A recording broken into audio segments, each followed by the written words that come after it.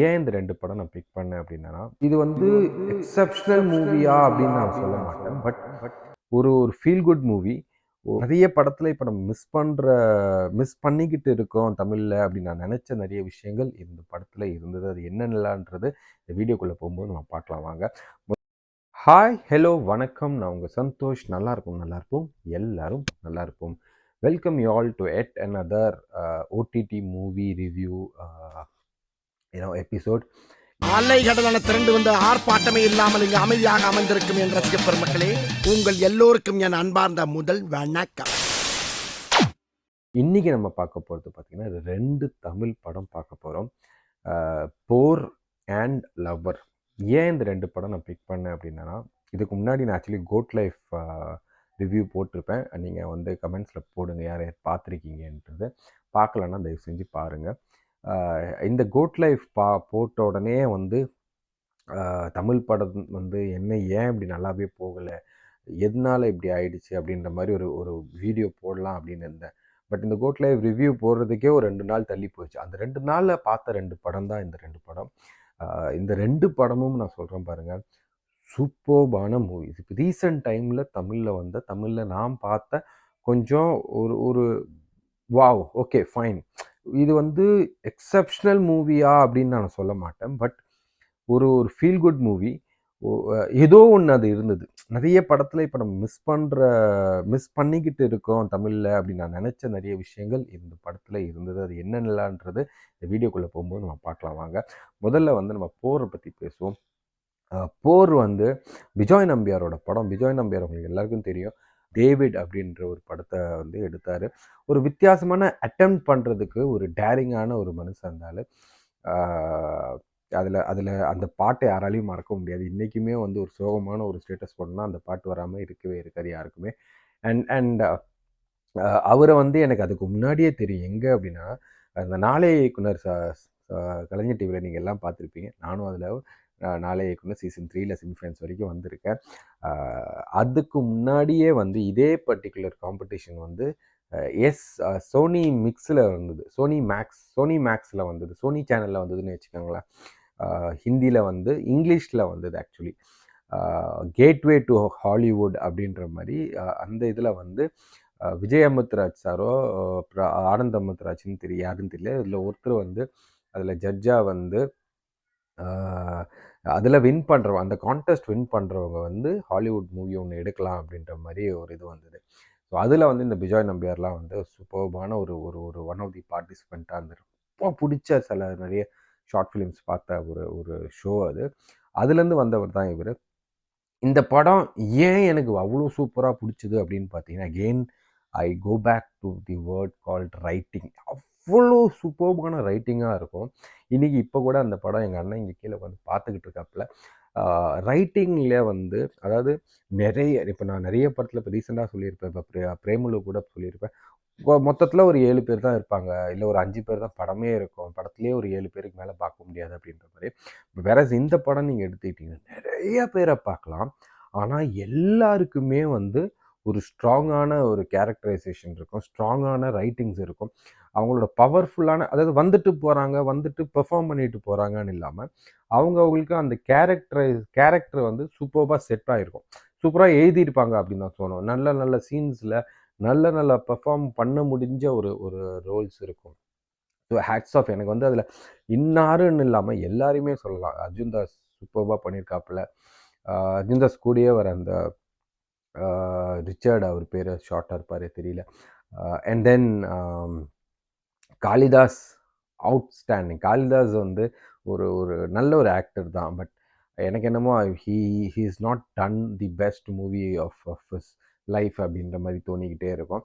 And this one is one of the best for him. I am sure for that. Definitely one of the best அப்படின்னு தான் சொல்லணும். ஒரு angry young மேனாக வந்து பயங்கர கேஷுவலாக நடிச்சுட்டு போயிருப்பார். அவங்க அப்பா கிட்ட இருக்கிற அந்த இது வந்து அவர் கிடச்சிட்டாலே அவர் பாதி ஹீரோங்க, பாதி பெர்ஃபார்மர் ஆகிடுவார். ஸோ இதில் வந்து அந்த இது சூப்பராக இருக்கும். அப்புறம் டிஜே பானு, அவங்க ரோலும் சூப்பர்பாக இருக்கும். அப்புறம் என்ன சஞ்சனான்னு நினைக்கிறேன் அவங்க பேர், காளிதாஸுக்கு பேராக வர அவங்களோட ரோலும் சூப்பர்பாக இருக்கும். எல்லாருமே சொல்லிக்கிட்டே போகலாம். அதில் வந்து அந்த அரசியல்வாதி பொண்ணாக வரும், அந்த பொண்ணு கூட வர வர ஒருத்தன் வருவான், அவனுக்கும் சூப்பர் ரோலாக இருக்கும்.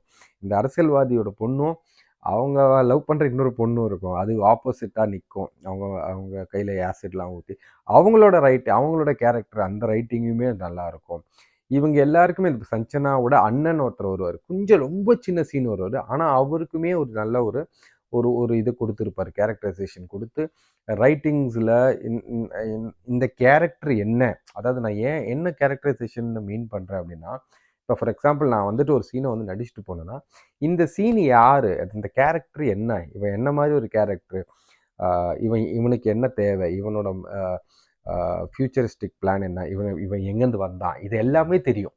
இது எல்லாமே நமக்கு புரிய வைக்கும் ஒரு பர்டிகுலர் சீனில், ஒரே சீன்லேயே புரிஞ்சிடும் இவங்களோட ரோல் என்ன அப்படின்றது. இவங்க ரோல் என்னன்றதை தாண்டி இவங்க எந்த மாதிரி இவங்களோட அந்த அந்த படத்துல சரி முன்னாடியும் என்ன நடக்கும், பின்னாடியும் இவங்களுக்கு என்ன இருக்கும், என்ன மாதிரி இவங்களோட தாட்ஸ் இருக்கும் அப்படின்றது நமக்கு அவ்வளோ சூப்பராக புரிஞ்சிருக்கும்.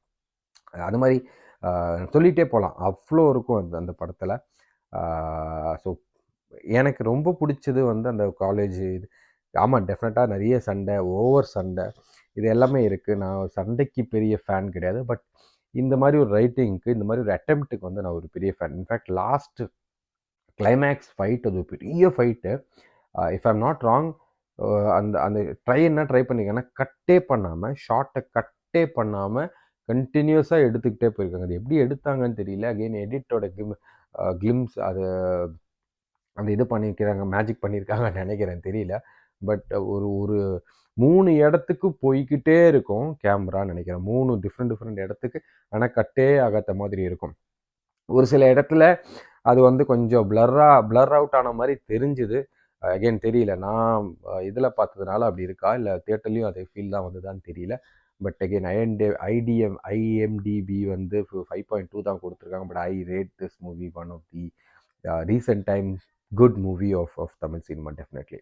ஓகேவா, நெக்ஸ்ட்டு வந்து லவ்வர். வாவ், அது இன்னொரு பக்கம் அடி தடி அப்படின்னு போயிடுச்சுன்னா, லவ்வர் வந்து அகெயின் இது வந்து ஒரு பேசிக்கான ஒரு நார்மலான மூவி. இதே கான்செப்டில் நிறைய படத்தை நம்ம பார்த்துட்டோம். கோவப்படுற லவ்வரு, பொசசிவாக இருக்கிற லவ்வரு, எப்பவுமே ஸ்ட்ரகிள் பண்ணிக்கிட்டு இருக்க ஒரு அந்த பொண்ணு, அதாவது கேர்ள் ஃப்ரெண்ட், த்ரூ அவுட்டாக வந்து ஸ்ட்ரகிள்லே இருப்பா. ஏன்னா ரொம்ப ஒப்சசிவான சண்டை, ஒப்சசிவாக ஆனால் அடி, வல்கர் வேர்ட்ஸு, இந்த மாதிரி நிறைய படம் பார்த்துருக்கலாம் நீங்கள். எனக்கு தெரிஞ்சு நிறைய சொல்லிட்டு போகலாம். எனக்கு இந்த படம் பார்க்கும்போது நான் எப்படி முடிக்க போகிறாங்கன்ற மட்டும்தான் தாட்ஸ் இருந்தது. ஏன்னா இந்த படம் தெரியும், ஓகே இதுதான் படம், இதுதான் இப்படி தான் நகருது அப்படின்னு நமக்கு தெரிஞ்சிடும். பட் எங்கே போய் முடிக்க போகிறாங்க அப்படின்றத மட்டும்தான் நான் பார்த்துக்கிட்டே இருந்தேன். ஒரு இது மாதிரி வெயிட் பண்ணிக்கிட்டே இருந்தேன். இதுலேயுமே என்ன ரொம்ப பிடிச்சதுன்னா, 4 பேர் தான் படத்தில். பட் பெர்ஃபார்மன்ஸ் வைஸில் இந்த 4 பேருமே சூப்பராக பண்ணியிருப்பாங்க அப்படின்னு தான் நான் சொல்லியே ஆகணும். ஆப்வியஸ்லி மணிகண்டன் வந்து he is gonna be a person who is gonna go places in Tamil cinema for sure. அது வந்து ஆஸ் அ பெர்ஃபார்மராக மட்டும் கிடையாது, பிஹைண்ட் த ஸ்க்ரீனுமே வந்து நிறையவே டேலண்ட் இருக்கிற ஒரு மனுஷன். ரொம்ப நேச்சுரலாக நடிச்சிருப்பார் அப்படின்னு தான் சொல்லணும். அது குடித்த மாதிரியாக இருக்கட்டும், கோவப்படுற மாதிரியாக இருக்கட்டும், நிறைய விஷயம் ரொம்ப நேச்சுரலாக பண்ணியிருப்பார். And climax, hats off, again hats off. இதில் ஆனால் இது எல்லாரையும் தாண்டி இன்னொரு விஷயம் எனக்கு ரொம்ப பிடிச்ச, என் மனசுக்கு வாவ் அப்படின்னு தோணுன ஒரு விஷயம் வந்து இதில் நடித்த ஹீரோயின் பிரியா கௌரின்னு நினைக்கிறேன் அவங்க பேர். Hats off to her. ஒரு ஒரு ரீசன்ட் டைமில் ஈஸியாக சொல்லிடலாம், so for the best performance by an actress in Kollywood cinema அப்படின்னு சொல்லிடலாம். ஐ மீன் இது வந்து நம்ம ஈஸியாக சொல்லிட்டு போயிடலாம், ஐயோ இது அழுதுகிட்டே இருக்கிறா படம் ஃபுல்லாக வந்து சீரியல் ஆர்டிஸ்ட் மாதிரி அழுதுகிட்டே இருக்கிறா அப்படி இப்படின்லாம் கமெண்ட்ஸ் படித்தேன். பட் அழுகிறது அவ்வளோ ஈஸி கிடையாது கமெண்ட்ஸ், ஃபர்ஸ்ட் திங். அண்ட் இது ரொம்ப கன்வின்சிங்காக இருந்தது. அவளோட அந்த சிச்சுவேஷனை வந்து நமக்கு அவ்வளோ சூப்பராக சொல்லி கொடுத்துருப்பா அந்த இடத்துல.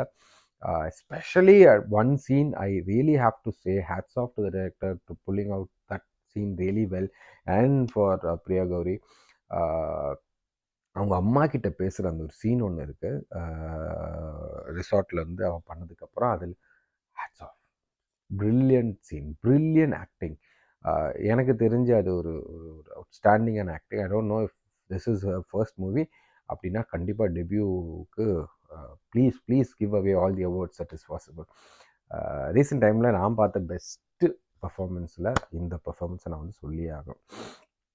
இதை தாண்டி இது இல்லாமல் இன்னும் நிறைய படங்கள் பார்த்தேன். ரெபல் சத்தியமாக சொல்கிறதுக்கு இல்லை. அந்த படம் அந்த அளவுக்கு ரொம்ப டூ மச்சாக சில விஷயங்கள் காமிச்ச மாதிரி எனக்கு தெரியல. ஐ don't no, I could not relate to that movie அப்படின்னு தான் சொல்லணும்.